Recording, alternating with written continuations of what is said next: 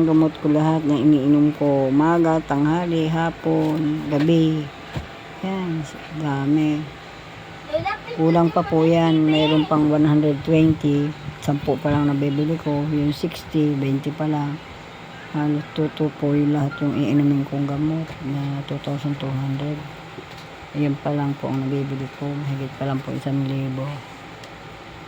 Kaya bali parang ano pa po yung kulang.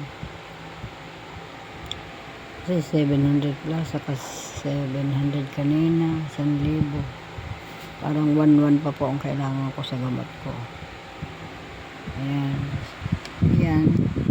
1, 2, 3, 4, 5, 6. 1, 2, 3, 4, 5. 15 po yan. 11 pa lang po. Kulang po ng 4. Ito po.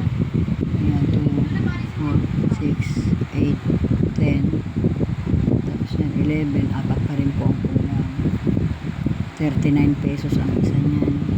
39.20. Yan. 30. Kulang. 31. Parang ganun. Tapos yan. Yan ang iniinom ko araw-araw. Pero masakit pa rin yung braso ko, yung kamay ko. Kumain po ako hapunan ko itlog. Bawal nga daw ang itlog pala.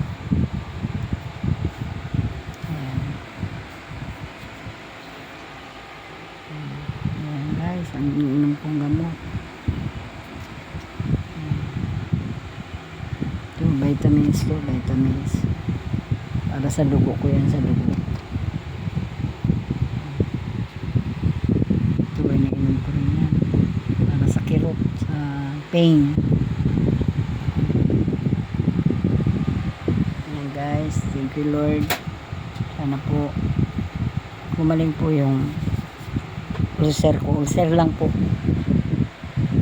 Clear ako sa UTI, sa sugar, sa dugo, sa ECG, clear ako sa puso, clear ako sa dugo, clear ako sa x-ray.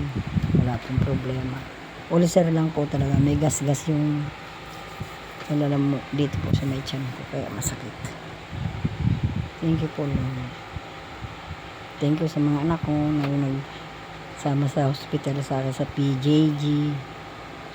Sa apo kong si Asia, sinamahan ako. Ayan, salamat sa mga anak ko. Thank you Lord.